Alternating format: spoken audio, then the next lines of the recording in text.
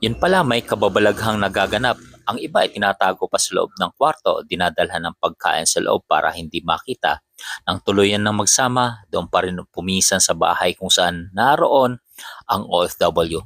At noong mga naksangkot na naman sa gastos ang kapatid na nasa abroad at hindi yun nagtatapos doon kasi pinabinyagan pa matapos gastusan sa ospital, ninong o ninang pa, wala nang katapusang pagtulong, kawawa naman ang OFW. Hoy, huwag niyo naman sabihin pati pag-aaral, sasagutin ni OFW. Sobrang tapang na ng mukha natin nun.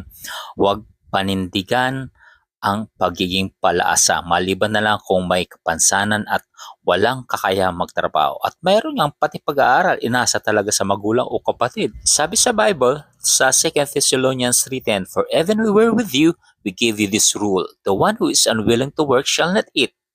Sa Tagalog, nang kami ay kasama pa ninyo, ito ang